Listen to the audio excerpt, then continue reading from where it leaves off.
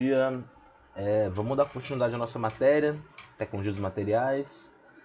A última semana foi a nossa prova, que por sinal estava super tranquilinha, a prova de verdadeiro ou falso, né? Apesar de ninguém fechar a prova mesmo, a P1, todo mundo, a maioria tirou entre 12 e 14, então foi todo mundo bem. E quem fez os resumos conseguiu tranquilamente que a nota aumentasse, então foram para 15, né? Só lembrando vocês que eu postei as notas, vocês devem ter conseguido ver. Nas notas, né, vai aparecer lá, sei lá, Joãozinho ficou com 18, né, só que a prova ali é 15, né? O que aconteceu? Às vezes ele tirou 14, mas ganhou 5 pontos extras. Perdão, 4 pontos extras. Então eu iria para 18, só que não tem como ficar 18, o máximo é 15, tá? Então fica com 15 aí. Lembrando que a gente tem a P2 que são mais 15 pontos e o nosso trabalho que são mais 20 pontos para fechar a nossa disciplina de Tecmate, tá bom? Quem aí tiver com alguma coisa atrasada, quer botar em dia, mesmo que seja do período passado, algum colega de vocês que está acompanhando, peçam para mandar mensagem para mim, né? Toda vez que alguém me pede uma oportunidade de fazer alguma atividade que já passou a data, eu sempre dou essa oportunidade, né? Porque eu não quero ferrar aqui e reprovar todo mundo, eu quero só que vocês façam as atividades, tá? E pelo que eu tô vendo, quem provavelmente vai ficar reprovado nessa matéria é quem não está fazendo as atividades, não faz a prova, não faz resumo, não faz nada, tá bom? Mas é isso aí, gente. Agora vamos dar continuidade à nossa matéria. Agora é a segunda parte da disciplina. Na primeira parte a gente viu um pouquinho de cerâmico polímero compósito. Logo depois, siderurgia, que tomou bastante tempo. E classificação de aço ferro fundido. E agora nós vamos entrar numa parte chamada processo de fabricação. Eu vou comentar sobre muitos processos com vocês.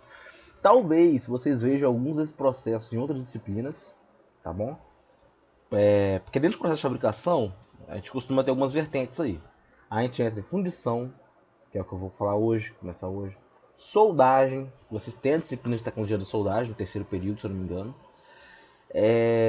Fundição, soldagem, tem usinagem, né? Que aí eu não sei como é que é a grade de vocês, mas talvez seja dividido em fresamento, em torneamento, e por aí vai. Né? Vocês devem ter isso, se eu não me engano, com o professor Jairo, não tenho certeza. Né? E também temos a parte de processo de conformação mecânico. Né? Essa parte de fundição e de processo de conformação mecânico é o que eu vou passar para vocês aqui nessa disciplina. Lembrando que, quando eu falo conformação aqui, eu sei que é um termo novo para vocês. Eu quero que vocês entendam que é dar forma a alguma coisa. Então eu vou falar, eu vou conformar uma chapa de aço, ou um tarugo de aço. Eu vou dar forma para aquela chapa, ou para aquele tarugo. Né? Na verdade isso vale para tarugo, né? Para peça mal acabada. Tá bom? Então, nessa reta final do curso, a gente vai ver só processos de fundição. Perdão, de fabricação. Né? Começando por fundição, aí depois tem laminação, tem forjamento, tem estampagem, se eu não me engano. Fala de alguns outros processos que envolvem trifilação, extrusão. E por último tem metalurgia do pó. Tá bom? E aí vai encerrar nosso curso. Tudo em cima, tudo perfeito. Né? Essa aula de fundição foi dividida em duas partes. Tem uma parte inicial que é hoje e tem a parte que é semana que vem. Né? Nós veremos a introdução, nós veremos o que acontece na solidificação, processos de fundição, fusão do metal, a parte final de desmontagem, limpeza e evaluação e por último controle de qualidade de peças fundidas. Tá bom? Então minha ideia hoje é ir mais ou menos aí até o slide 41, 42 por aí. Vamos lá então. O que é a fundição? Né? Eu vou evitar ficar lendo o que está escrito aqui, porque eu peguei muita coisa do livro. Né? Então, assim, isso aqui é bom para vocês estudarem. Mas na aula eu quero explicar para vocês de maneira mais simples o que é a fundição. A fundição é um processo que eu quero dar forma para um metal. Né? O que eu faço? Eu vou colocar ele no molde, ele líquido no molde. Primeiramente, na verdade, eu vou fundir esse metal, vou fazer com que ele fique líquido. Eu vou colocar ele no molde e vou deixar ele respirar naquele molde. O que vai acontecer? Ele vai tomar a forma do molde. Então é basicamente isso. Né? eu vou jogar um metal líquido dentro de um molde, vou esperar ele resfriar lá dentro, de maneira que ele vai tomar a forma daquele molde. Esse é um processo de fundição. A fundição é exatamente isso. Tá bom? Quando eu ouvirem falar de fundição, o processo é esse.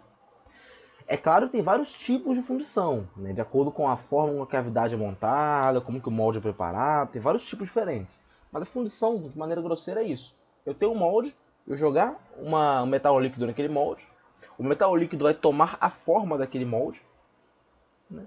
E eu vou ter um processo, uma peça acabada com a forma daquele molde. Posso até fazer um paralelo com fazer gelo em geladeira. A gente tem a forminha do gelo, né? Aquilo é um molde. A gente coloca a água lá dentro. A minha água líquida ela não tem forma. Quando eu coloco naquele molde e resfrio, ela toma a forma do molde, fica cubo de gelo. A fundição é parecida, é análogo. É parecido, só que na fundição eu vou pegar um líquido que está muito quente e vou botar dentro de um molde onde ele vai resfriar lá dentro. Tá bom?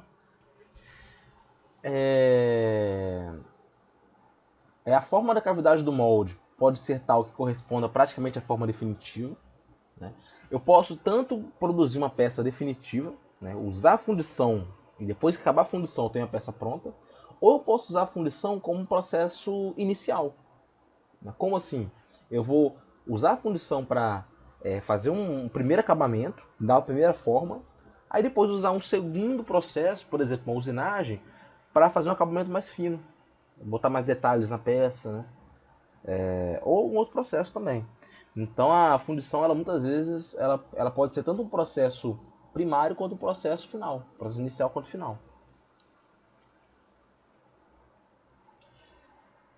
A cavidade do molde, aqui no slide falando de cavidade, né? O molde, ele tem uma cavidade, né? Da mesma maneira que a forma de gelo tem uma cavidade, se botar água, o meu molde vai ter uma cavidade.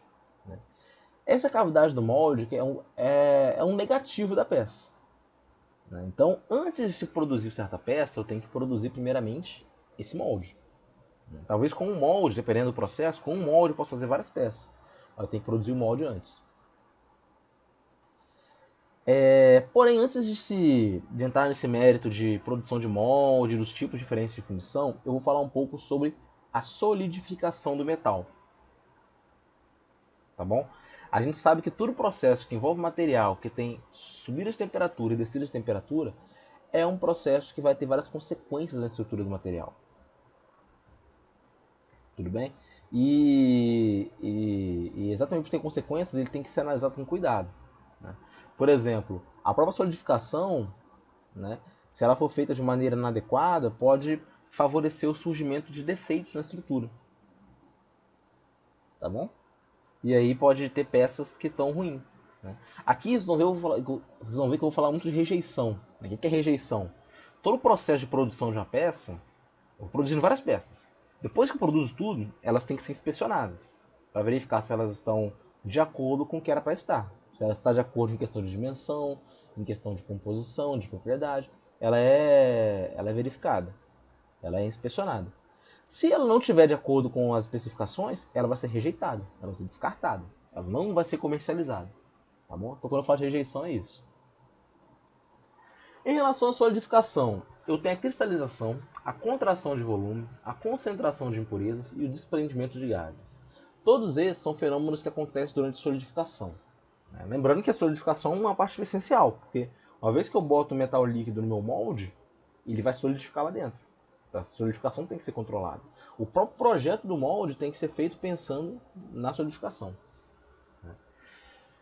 O que é cristalização? Né? Isso é uma definição que é simples de saber. Né? Cristalizar, né? É algo que vocês já estão familiarizados com essa palavra. Né? Cristalização é fazer com que o material, né, o sólido, ele se torne um cristal, né? E deixe de ser líquido e vire sólido. Né? Vão começar a surgir as primeiras células cristalinas, que vão ser um núcleo para o crescimento dos cristais. Né? Durante a solidificação, a gente fala que acontecem dois fenômenos aí. A nucleação. O que é a nucleação? É aparecer um pequeno cristalzinho, bem pequenininho. E depois o crescimento. Né? Cada cristalzinho pequenininho, cada núcleo desse vai crescer. até que um vai batendo no outro e no final de contas toda a estrutura seja sólida. O cristal em si já é sólido, né? E como eu tenho vários núcleos surgindo ao mesmo tempo, e é aí que se dá origem à definição de grão, né, que vocês viram lá no início do curso. Né? Porque acontece o seguinte, eu tenho vários núcleos se formando, eles vão crescendo. Quando eles se batem, eu tenho um núcleo aqui que formou uma estrutura cristalina e outro núcleo aqui que formou uma estrutura cristalina. A estrutura no geral é toda cristalina. Tem dois cristais formados então. Só que a região de fronteira entre esses cristais é o tal do contorno de grão, que eu já falei com vocês várias e várias vezes.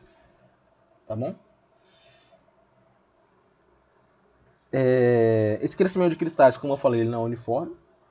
Né? Ele vai depender de vários fatores. Né? Ele não acontece igualmente em todas as direções. Né? Outro ponto é que dentro de um molde, por exemplo, o crescimento ele pode ser interrompido pela própria parede do molde. Né? Então tem limitações até mesmo geométricas de espaço. Aqui eu tenho a figura 1. Né? Vocês vão ver que todas as figuras estão meio assim, gente, porque eu tenho esse livro xerocado aqui no computador e eu tiro as imagens dele, tá? Então as imagens talvez não fiquem muito claras aí. Mas eu acho que as que eu coloquei aqui estão bem claras. Em A tem as dendritas. Perceba que é um núcleo bem pequeno que vai crescendo, crescendo até que se forma esse cristal aqui, né? Essa dendrita, como a gente pode falar. Dendrita de solidificação. Em B, eu tenho um aspecto típico da seção de um lingote, mostrando algumas formas que tem dentro no interior de uma lingoteira. Você perceba que aqui, ó, eu tenho grãos alongados. Aqueles grãos alongados são aqueles que estão mais em contato com as extremidades do molde. Aqui dentro do interior eu tenho grãos menores. Tá? E aqui, em C, eu tenho o efeito dos cantos na cristalização. Né? Os cantos eles são cristalizados. Né? Os cantos aqui eles são indesejados, na verdade. Né? Porque se eu tiver cantos, eu vou ter o crescimento bem definido. E tem 4 regiões bem definidas e que não é desejado. Eles vão ver que cantos não são coisas boas pra gente. Essa figura anterior mostra o desenvolvimento e a expansão de cada núcleo de cristalização, originando um tipo de cristal que é similar a uma árvore. A gente chama isso de dendrita, né? essa última figura aqui em A. As dendritas formam-se em quantidades cada vez maiores até se encontrarem. Só que a questão que eu falei do crescimento do grão. O crescimento de uma é interrompido pelo crescimento da vizinha dela. Vão se bater em um certo momento. Originando-se os grãos e os contornos de grãos, que delimitam cada grão cristalino, formando a massa sólida. A figura anterior também mostra a solidificação de um metal no interior de um molde metálico, de forma prismática, chamada lingoteira, o qual vai originar uma peça fundida chamada lingote. Tá bom? É a figura B, né? Solidificação do metal dentro do interior de um molde metálico, prismático. Lingoteira, gente, eu vou falar aqui mais pra frente da lingoteira, que é o lingote. Caso vocês tenham dúvida, dá uma pausa aqui no vídeo, vai no Google e bota lingote. Eu ia até botar a imagem aqui, mas acabei esquecendo.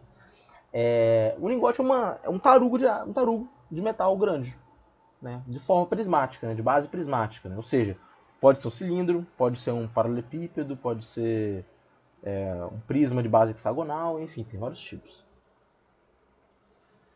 Nesse caso, a solidificação tem início nas paredes, com as quais o metal líquido entra imediatamente em contato. Né? No caso do lingote. A solidificação começa nas paredes. Os cristais vão sofrer interferência das paredes do molde dos cristais vizinhos, de maneira que eles têm a tendência a crescer mais rapidamente na direção perpendicular às paredes. Que é exatamente isso aqui, ó, o caso B. Então vai ter uma estrutura colunar, né, típica, né, até certa profundidade. Aqui está bem explicado esse ponto, né, que nesse ponto B aqui, no caso do lingote, a solidificação ela acontece de fora para dentro. Né? Então, nas laterais, em cima e embaixo, vai ter uma estrutura colunar típica. Né? Estrutura colunar, né? De colunas. Né? Isso traz um problema, traduzindo para maneira mais fácil, né? Esse problema que pode surgir. esse aspecto da morfologia, né, da forma desses grãos no interior do lingote, é algo que costuma ser indesejado, porque, porque pode ser que ele favoreça uma fratura frágil, né, devido aos planos cristalográficos. Vou nem entrar muito nesse mérito, mas ele pode favorecer uma fratura frágil.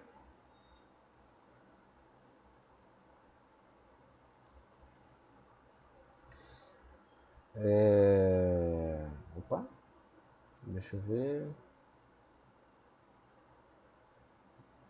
Eu não acho que é isso aí, não tem muito mais o que falar além disso. Essa fratura frágil a gente sabe que é indesejada, a gente já viu isso lá no início do curso. Bom, contração de volume. Os metais, quando eles estão solidificando, solidificar é um processo de perda de calor. Eles vão resfriar. Quando resfria, eles vão contrair um pouco. O volume líquido para o volume sólido vai haver uma contração. Nesse caso aí da fundição, 3 contrações são verificadas. Primeiramente, a contração líquida, que corresponde ao abaixamento da temperatura até o início da solidificação. Eu tenho a contração de solidificação, que corresponde à variação de volume que ocorre durante a mudança do estado líquido para o sólido. E tem a contração sólida, que é a variação de volume que ocorre já no estado sólido, né? Desde as temperaturas de fim de solidificação até a temperatura ambiente. Isso aí vocês devem ter visto ou vão ver em física, que é a parte de termometria, algum desse tipo aí, calorimetria, né? Que a gente estuda dilatação. Né? Isso aí é algo bem simples, né? Toda vez que tem uma mudança de temperatura, para mais, dilata, para menos, contrai. Então, o líquido, quando ele resfria, ele se contrai. Durante a solidificação, tem outra contração. E já na fase sólida, até chegar em temperatura ambiente, se contrai de novo. Então são 3 etapas de contração. Né? E a contração, ela dá origem a uma heterogeneidade, que é um defeito, conhecida como vazio ou chupagem. Né? Nessa figura a gente tem a representação esquemática do fenômeno de contração, com o vazio ou chupagem resultante. Perceba aqui, ó. Olha como é que estava a estrutura aqui no inicial em A. Era tudo líquido. Aí a parte das paredes começou a se solidificar. Tá achurado aqui. E à medida que vai resfriando, está contraindo. Aqui já solidificou. Perceba que na solidificação ele já perdeu um pouco de volume aqui, né? E por último, já no estado sólido, até chegar na temperatura ambiente, ele se contrai ainda mais. Então fica menor ainda. Né? Criando na peça um vazio. Tá? Um vazio. Então, isso aqui, gente, acontecer isso aqui é indesejado. A gente tem que usar alguns métodos aí para evitar que isso aconteça.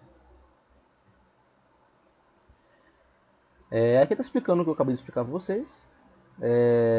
A diferença de volume se dá por causa do vazio. A contração sólida vai gerar a diminuição de todas as dimensões da peça. Porém, esse caso aqui é um caso específico onde o vazio está do lado de fora. O que poderia acontecer é que o vazio poderia ficar do lado de dentro. E o vazio do lado de dentro é um grande problema, porque a gente não vai ver ele. Não vai ver ele. A gente não vai estar vendo aquele vazio. E além disso, a gente vai ter dentro da estrutura do material um vazio. Né? Então o material ele vai perder resistência mecânica. Né? Ele vai ficar mais propenso ao surgimento de trincas, vai ter mais tensões internas, que o vazio ele vai estar deformando a rede cristalina do material. Então, a própria contração ela gera esse tipo de problema. Né? E a gente sabe que vazio é ruim, eu até comentei isso na aula de cerâmicos. Né? Um vazio dentro de uma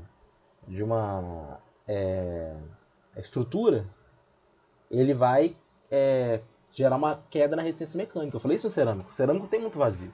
Né? Mas aqui na fundição, isso pode ser evitado. Né? Além dos vazios, a contração verificada na solidificação pode ocasionar aparecimento de trincas a quente, como no caso da figura ao lado. Defeito de contração em volantes fundidos, como corrigir. Né? Pode aparecer trincas a quente. Né? O ideal é que tenha uma estrutura que seja capaz de absorver essa contração, né? Pode aparecer contrações não, perdão, tensões residuais. Aqui, ó, a gente tem um modo de como corrigir, né? Perceba que ele corrige reduzindo as dimensões e botando uma geometria que favorece a absorção, entre aspas, dessa contração, né? Sem formar vazios. As tensões residuais podem ser controladas por um adequado projeto da peça, né? Então eu posso controlar o surgimento de tensões residuais por causa de vazio, tanto controlando os vazios, usando os mesmos métodos que eu vou falar com vocês, quanto fazendo tratamento térmico depois. Já falei com vocês várias vezes aí de alívio de tensão, TTAT, tratamento térmico de alívio de tensões. Então é algo que é útil pra gente, né? Questão de alívio de tensões, tá? E próprio tratamento térmico, né? Em situações onde a gente não consegue evitar o surgimento de vazios, né? De vazios que causam tensões internas, né? Mas como disse, eles podem ser controlados ou eliminados. No caso da fundição de um lingote, a gente usa uma ferramenta para... Uma ferramenta não, um artifício, um dispositivo, para evitar que tenha vazio. O que é esse dispositivo?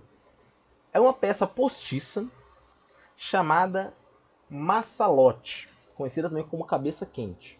O que é esse maçalote? Né? Esse maçalote é uma peça postiça de material refratário que fica no topo da lingoteira, né, na parte de cima de onde está entrando o material, né, material fundido, que vai ser fundido. Essa peça, por ser de material refratário, ela retém o calor por um tempo mais longo e corresponderá à seção que solidifica por último. Então, o que acontece? Eu coloco essa peça lá para ela solidificar por último, né? Portanto, quando a minha peça principal ela está solidificando, os vazios eles vão se transportando para aquela peça que solidifica por último.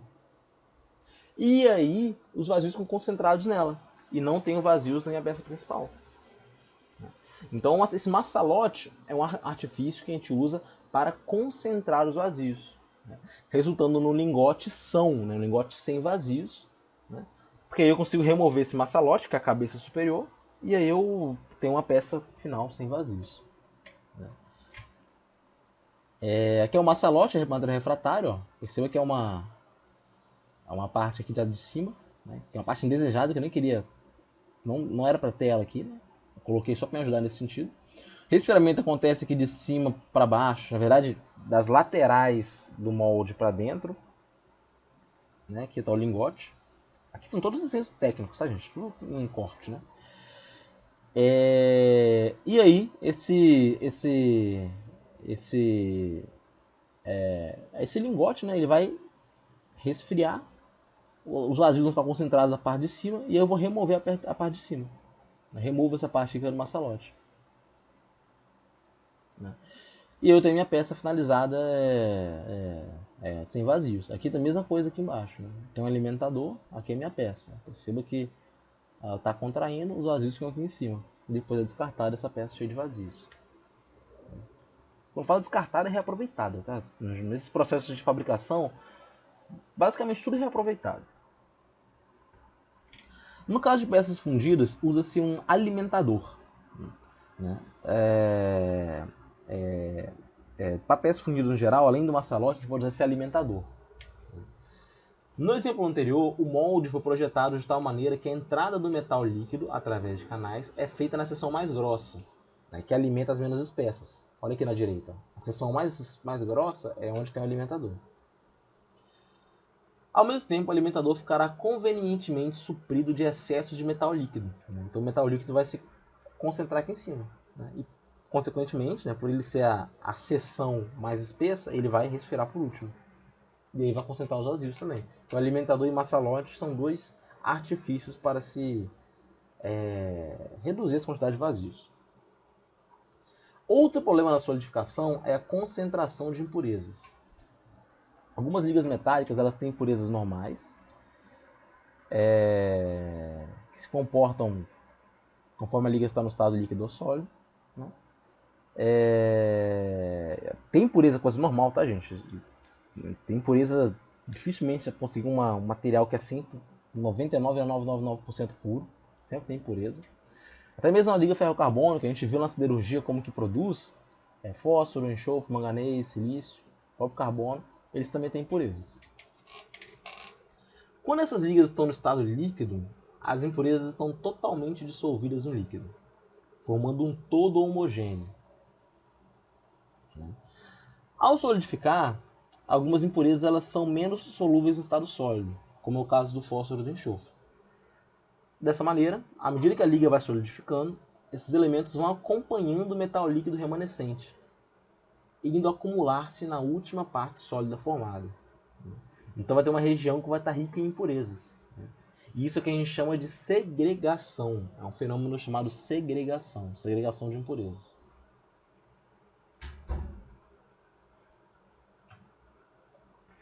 Essa figura aí ao lado ela representa esquematicamente como a segregação pode se dispor em peças laminares e forjadas. Como acontece a segregação. A última parte resfriada vai ser sempre os pontos mais longe das paredes da peça. Vão ser as partes que mais vão ter impurezas, aí, mais segregação. Em caso de ligas que tem muita impureza. Né? O ruim dessa segregação é porque a composição química da peça não fica uniforme. E quando eu faço um desenho de uma peça, um projeto, e peço para você fazer, eu quero que ela tenha a composição que eu estou pedindo. Se não tiver a composição ruim, ela vai ser rejeitada. E, obviamente, como tem uma composição diferente, né, isso vai mexer também na estrutura. E também mexe, consequentemente, nas propriedades. Então, a peça final vai ter propriedades diferentes daquelas que eu projetei. Então, é algo ruim essa segregação.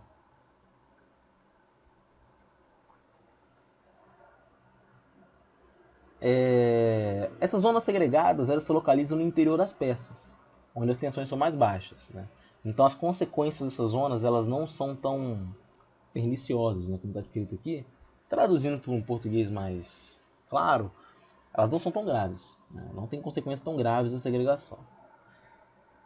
Porém, mesmo assim, a gente tem que evitar muita concentração de impureza, seja pelo controle mais rigoroso da composição química ou pelo próprio controle da velocidade de resfriamento. Né? Outro problema com a solidificação é o desprendimento dos gases. Esse fenômeno acontece principalmente nas ligas ferro-carbono. O oxigênio dissolvido no ferro ele tende a combinar-se com o carbono dessas ligas, formando os gases monóxido de carbono e dióxido de carbono, que escapam para a atmosfera, enquanto a liga estiver no estado líquido. O que acontece então? Traduzindo o que está escrito aqui. O oxigênio que está dissolvido no ferro ele vai se juntar com o carbono que está dentro do ferro. Vai formar monóxido de carbono e dióxido de carbono. Esse gás, no estado líquido, ele é facilmente escapado para a atmosfera, vai para a atmosfera mesmo. Porém, à medida que a massa da líquida, né, ela vai ficando mais fria, vai resfriando, a temperatura vai caindo, vai ficando mais difícil que esses gases fujam. O que acontece no final de contas é que esses gases acabam ficando retidos na estrutura da minha peça, formando bolhas. Né? E da mesma forma que vazio, a bolha também é indesejada.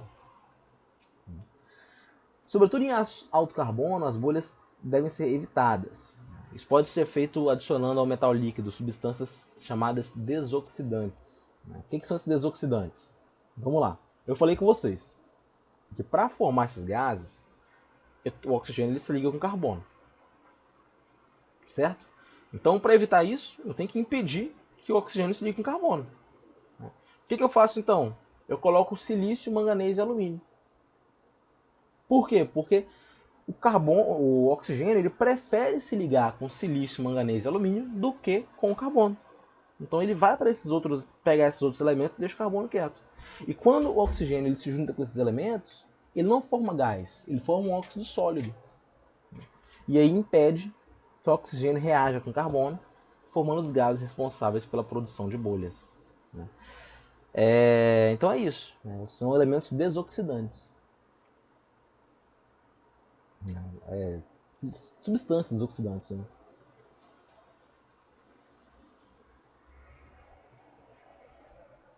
Outros gases que podem se libertar na solidificação dos ácidos é o hidrogênio e o nitrogênio, que comumente também se encontram dissolvidos no metal líquido. As peças são obtidas por fundição, elas têm vasta gama de aplicações industriais, elas podem ser muito utilizadas na indústria, devido às próprias vantagens que... Aqui, na verdade, gente, só recapitulando aqui eu terminei de falar sobre solidificação, né? Agora eu já vou entrar mais no mérito do processo de fundição, né? Processos de fundição, né? Sobre o que é fundição, passo a passo, como que eu faço a fundição, tá bom?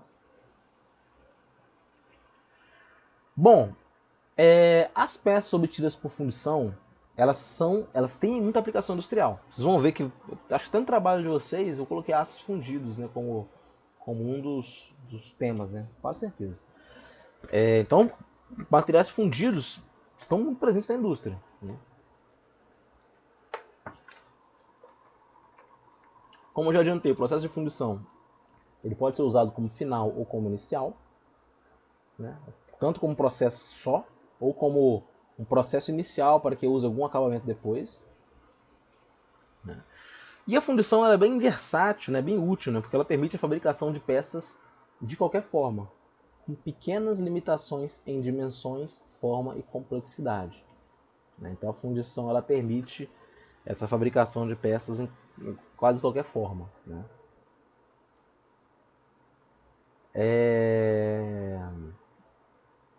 Ela possibilita também a consecução de propriedades mecânicas que suportam as mais variadas condições de serviço.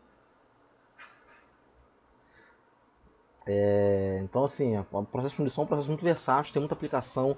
Eu posso fazer coisas de forma que eu quiser, praticamente. Se eu conseguir criar um modelo, né, fazer um molde, né, um modelo, de fato, para fazer uma peça, eu consigo criar uma peça com aquele formato. Então, quando eu tenho fabricação, vocês vão ver bastante isso, né? Muitas vezes a gente usa fundição, por quê? Às vezes uma peça é muito complicada em questão de geometria.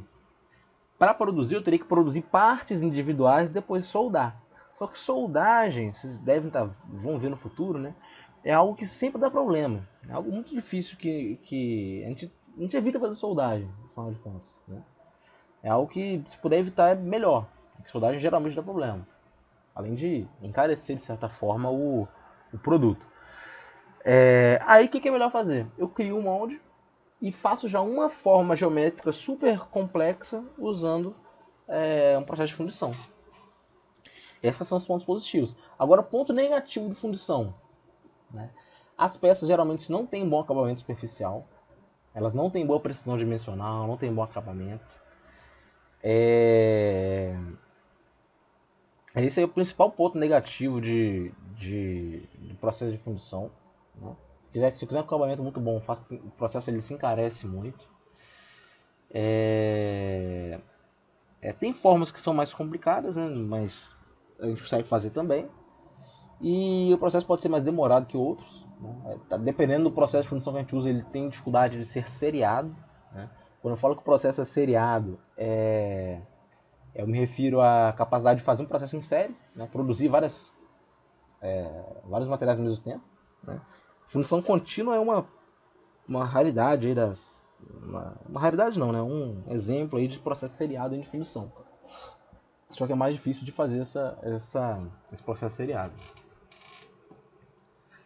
A fundição abrange uma série de processos, cada um dos quais apresentando característicos próprios.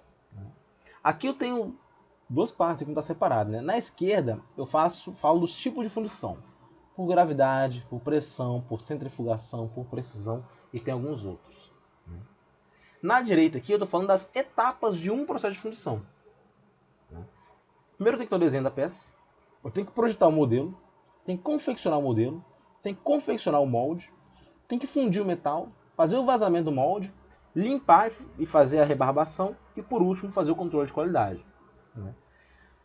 O que difere um processo do outro, né? Que eu tenho aqui gravidade, pressão, 5 processos diferentes. é a confecção do molde. Como que o molde ele é preparado, né? Como que o molde é confeccionado.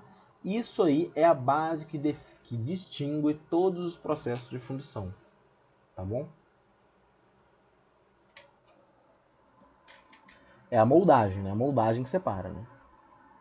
Vamos por partes aqui. Primeiramente, desenho da peça ser fundida. Eu tenho que ter um desenho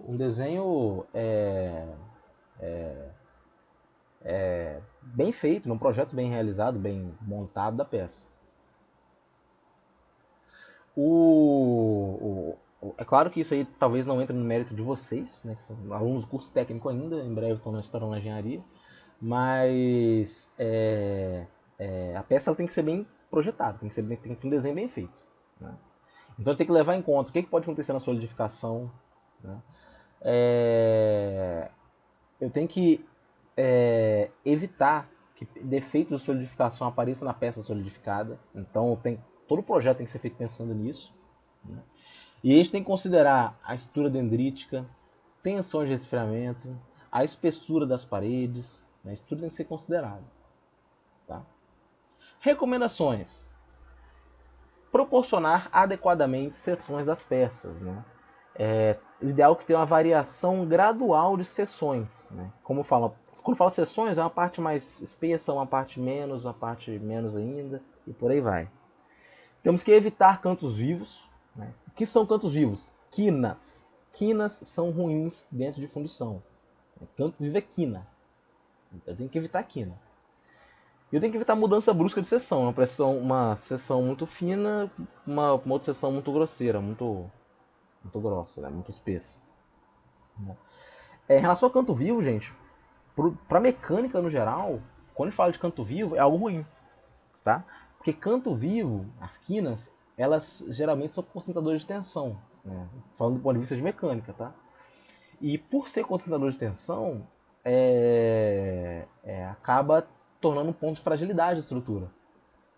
Tá bem? E é por isso que, por exemplo, não sei se todo mundo já andou de avião, né? Ou alguém que vocês já andou, enfim. Avião, bota foto de avião no Google. Você vai ver que a janela do avião ela é arredondada. Tem os cantos arredondados. Por quê? Porque cantos vivos são indesejados. São lugares que concentram tensões. Só que aqui para fundição, a gente quer tirar o canto vivo, por quê? Porque o próprio processo de solidificação, quando tem canto vivo, ele é prejudicado. Bom, outra recomendação, considerar uma espessura mínima de paredes. Né? Parede muito fina não vai se encher bem de metal líquido. Né? Além disso, por a parede ser fina, vai resfriar mais rápido. E vocês lembram o que pode acontecer com resfriamento rápido? Uma liga de aço, por exemplo?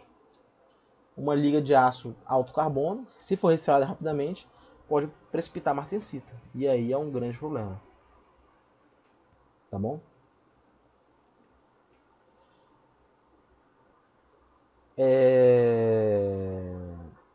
Aqui temos incorreto lá em cima, incorreto, né? Sem cantos, sem quinas, né? Sem cantos vivos. Aqui tem uma tabela mostrando as seções mínimas recomendadas em peças fundidas. Tá bom? Fundição em areia, fundição em molde metálico, fundição sob pressão, né? Para várias ligas diferentes. Aqui em cima eu tenho um mau projeto. Né? Essas quinas aqui vão gerar fissuras. Aqui eu tenho uma seção que ela está mais fina, para a outra está bem mais grossa. Aqui é outro ponto que ainda não está recomendado, porque eu tenho a seção fina que do nada ela ficou muito grossa. Então também não é recomendado. O terceiro aqui é bom, que é a seção fina que vai gradualmente subindo para algo bom, para algo menos espesso. E embaixo aqui é o ideal, né? Melhor em alguns casos, onde a mudança de seção é bem gradual.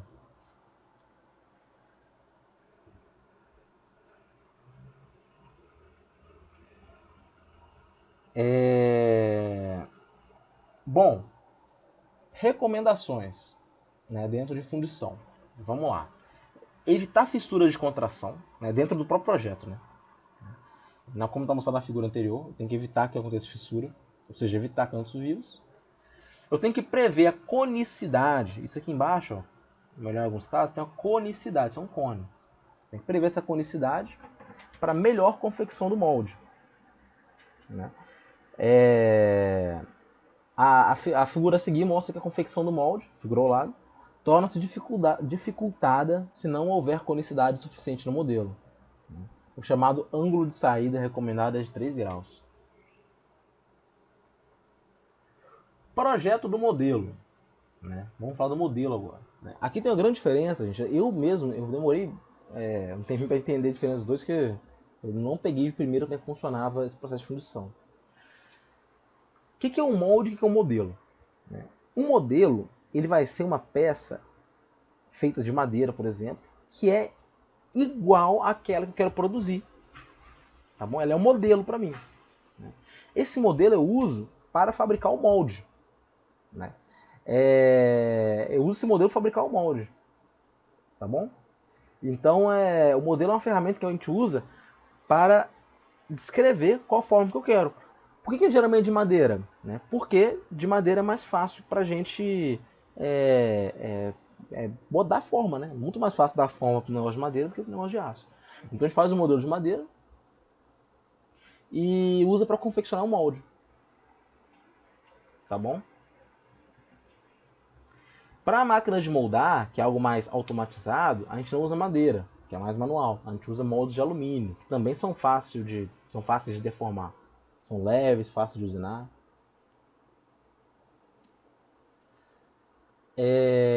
Os modelos são usados em uma única peça, sobretudo quando se trata de moldar e fundir peças volumosas, ou são montados em placas, quando a produção é seriada e as peças de menores dimensões. O modelo em placa facilita a utilização de máquinas de moldar. Esse é o modelo. Recomendações. Considerar a contração do metal ao solidificar. O modelo deve ser maior. A margem dimensional a ser considerada depende do metal ou liga a ser fundida. Né? O modelo ele tem que ser maior que a minha peça normal. Então ele tem que ser um pouco maior. Isso é para considerando a contração. Tá? Porque o modelo vai ser onde eu vou encher de metal. Eu vou colocar o modelo, vou criar um molde. Como eu uso o modelo para criar o molde, as dimensões do modelo vão ser iguais às dimensões da cavidade do molde. E aí é onde eu vou jogar o metal líquido. E eu sei que esse metal vai contrair. Então o modelo tem que ser um pouco maior por causa da própria consideração de contração. É importante eliminar os rebaixos, de modo a facilitar a moldagem. Tá bom? Moldagem com figuras com rebaixos, como essa da esquerda aqui, elas são mais dificultadas. E é importante deixar sobremetal para usinagem posterior. O que eu quero dizer com sobremetal? Quando eu falo de sobremetal, eu me refiro muito àquela questão de a gente fazer uma peça um pouco maior do que ela deveria. Porque a própria fundição ela não tem uma precisão dimensional elevada.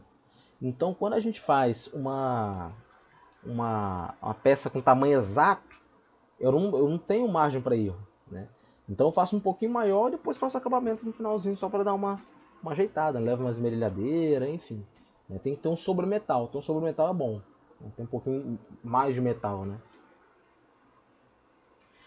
Outra recomendação, verificar a divisão do modelo. As linhas divisórias devem ser feitas no mesmo nível. Né? A linha divisória ela representa a linha que divide as partes que formam a cavidade superior e a cavidade inferior. A figura ao lado mostra que, ao lado embaixo, na verdade, né, que se deve procurar uma linha divisória reta. Né? Então, esse em A aqui não é o ideal. Né? O ideal é que tenha esse em B aqui. Né? Fica mais difícil de fundir em A. Tá? É claro que se tiver uma situação onde tem que fazer desse jeito aqui, a gente descobre uma maneira de fazer. Mas o ideal é que tenha algo mais nessa geometria com a linha divisória reta. Né? Entre cavidade superior e cavidade inferior do molde.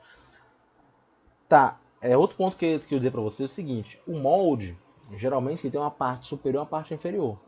Né? A gente faz uma alimentação de líquido e fecha em cima e embaixo. Então algo meio montado esse molde.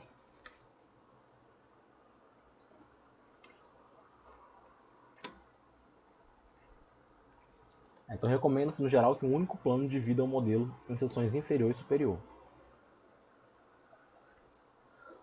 Devemos considerar o volume de produção. Né? O volume de produção depende na verdade, a escolha do material do modelo depende do volume de produção, da sua montagem em placa ou não. Então tudo isso tem que ser pensado antes. Nós devemos estudar adequadamente a localização dos machos. Né? A localização dos machos é função do tipo e forma da peça que será produzida. Né? O macho corresponde às cavidades que são necessárias nas peças fundidas, principalmente orifícios. Tá bom? O seu papel no molde, ele é, portanto, ao contrário do modelo em si, formar uma seção cheia onde o metal não penetra. Tá? De modo que, uma vez fundida, a peça apresente um vazio naquele ponto. Né? Assim sendo, o modelo deve prever partes salientes, que permitam a colocação dos machos no molde. Aqui tem uma imagem, vou explicar com minhas palavras o que é esse molde. Né? Ali está escrito, acho que está até bem escrito, mas o que é esse macho? Graças a Deus, não estou na sala de aula agora, nesse momento, porque eu tenho certeza que vocês iam estar fazendo piadinha comigo.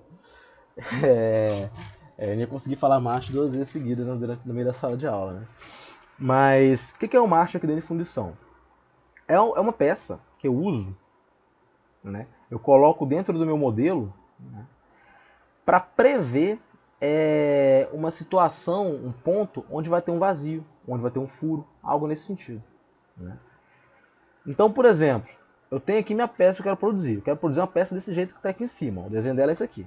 É algo com uma peça com geometria meio doida, com furo no meio. Aí aqui, ó, no modelo, quando eu uso o modelo para preparar a cavidade, preparar o molde, eu coloco o macho bem aqui no meio, né, desse modelo. Por quê? Porque quando o molde ele preencher, ele não pode preencher. Quando o metal preencher, ele não pode preencher o meio. Né? Porque tem que ter um furo aqui. Então, quando eu colocar o metal líquido, ele não pode preencher esse meio que é um furo na peça. Né? Esse é o modelo com marcação do macho. Então, o macho ele serve para fazer vazios, fazer zonas que estão. Como que ele coloca aqui mesmo? Zonas que o metal não penetra. Né? Então é algo que eu vou botar ali só para o metal não entrar naquele ponto, na hora que eu vou jogar o metal líquido ali. Aqui na direita a gente tem um modelo em respectivos canais. Tem um funil de vazamento aqui na esquerda, né, o canal de entrada. Eu vou enchendo o modelo. Aqui em cima tem o alimentador. Né? É legal ter esse canal de vazamento também, né? Para jogar o líquido o metal líquido no meu molde. Né? Molde não, na região do meu modelo, né, digamos assim. E bem, tendo tudo isso em vista, né, tendo um modelo pronto, eu vou confeccionar um molde, né, ou fazer o que a gente chama de moldagem. O molde é o recipiente que contém a cavidade ou as cavidades, com a forma da peça ser fundida, como se fosse o negativo da peça, e vai ser dentro do molde que eu vou jogar o metal líquido, eu vou vazar o metal líquido. A fase moldagem permite distinguir os vários processos de fundição, os quais são classificados da seguinte maneira: moldagem areia, ou temporário, ou moldagem por gravidade. Tem vários tipos de areia que podem ser usados. Moldagem molde metálico ou permanente, por gravidade ou pressão. Moldagem pelo processo CO2, vou explicar. Moldagem por centrifugação. E fundição de precisão, em casca de cera perdida. Esses dois tipos aí de fundição de precisão. Então, devido à própria diferença de moldagens diferentes, eu tenho vários processos de fundição diferentes. Primeiramente, vamos ver moldagem em areia. Inicialmente, o molde deve preencher uma série de requisitos. Antes de tudo, o molde tem que ter uma série de requisitos. Ele tem que ser resistente para suportar o peso do metal líquido. Ele tem que suportar a ação erosiva do metal líquido. O metal líquido é erosivo, né, quando está vazando. Ele deve gerar a menor quantidade possível de gás, de modo a evitar a erosão do molde, né, e contaminação do metal. Ou deve facilitar a fuga dos gases, se precisar gerar gases. Né? A caixa de moldagem, né, o recipiente do molde, é uma estrutura metálica, rígida o suficiente para suportar o socamento da areia na operação de moldagem. Né? Olha essa imagem aqui, tem um modelo aqui no meio. Ó. Esse modelo aqui tem essa geometria meio estranha. Né? Aqui ao redor desse modelo tem a caixa, né? O que vai acontecer? Eu vou colocar areia em volta desse modelo aqui todo. E vou, essa areia de fundição, né? Então tem a caixa de cima e a caixa de baixo, tudo fechado. Eu coloco essa areia. E essa areia ela vai circular o modelo. Então quando eu tirar o modelo, eu vou ter uma geometria ali dentro daquela areia, vai ficar fixa, né, devido aos processos. Uma geometria igual àquela que eu quero produzir. Tá bom? Então essa caixa de moldagem é um molde, né? Eu vou usar o modelo para dar o molde exato na caixa de moldagem. Tem caixa superior e inferior, que são montados em placa, né? Podem ver. A moldagem em areia verde é o processo mais simples e mais generalizado em fundições. Consiste em compactar manualmente, ou usando alguma máquina de moldar, uma mistura refratária. Então a areia que eu vou colocar ali, ela vai ser compactada para ficar naquela forma, tá? Essa areia de fundição é composta, essa mistura refratária plástica, né? Chamada areia de fundição. Ela é composta de areia silicosa, argila, água,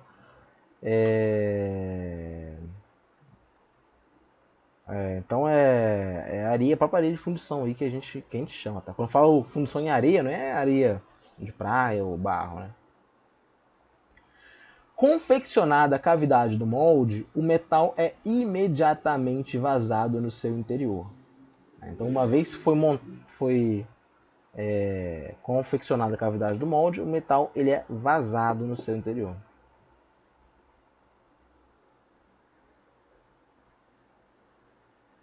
Tá bom? E aqui então a gente tem um exemplo muito claro de como funciona. Né? Aqui na esquerda está explicando, mas eu vou direto para a imagem. Né? Aqui em um tem um modelo de madeira aqui. Modelo, né, com essa geometria aqui. Esse é o modelo. Eu coloquei o modelo dentro da caixa. Né? Aqui embaixo é um estrado de madeira. Coloquei aqui dentro. Né? Modelo de madeira, em volta é areia de moldagem. Né? Carreguei tudo de areia de moldagem. O que eu faço? Eu retiro o estrado, né, e faço compactação. Faço compactação. E aí, ó, eu viro de cabeça para baixo essa caixa de moldagem. Fico com o esquema como está mostrado aqui em 3. Tá bom? Aqui em 4, o que está acontecendo? Eu coloquei a parte de cima, aqui a caixa superior. Né? Aqui em B, eu tenho um canal. Né? Canal A e B. Né? Tem esse canal aqui B. Né? Para que serve esse canal B? Para onde eu posso jogar, de fato, o meu Nossa, deu um branco aqui total, né? Jogar o meu metal líquido aí dentro. Tá bom? Então aqui eu tenho o canal B e o canal A aqui no canto que ajuda no vazamento, tá? Até porque tem essa interface aqui. Aqui em 5, eu já tirei esse vazio do alimentador, tirei esse modelo usado para criar o canal, que é B, o de A também. E depois eu vou simplesmente tirar o modelo aqui de baixo. Né? Vou retirar o modelo, como está aqui em 7. Aqui eu tenho um canal do alimentador, que eu tenho bastante canal de vazamento. E eu vou fazer essa montagem como está mostrado aqui em 8. Ó. Eu tenho um vazio aqui, ó, com o formato que eu queria. Eu tenho um canal para poder jogar meu metal líquido. E eu tenho um outro canal de vazamento aqui. Né? O que acontece? Eu jogo o metal líquido aqui dentro, dessa figura 7, 8, como está mostrado. E ele vai encher. E eu vou tirar da caixa. Vai ficar isso aqui, ó. O que vai acontecer depois? Eu vou cortar aqui em cima, cortar o canal de vazamento. Vou cortar esse canal de vazamento, canal de alimentação. E vou ter essa peça fundida aqui no final de contas. 10, peça fundida, pronta.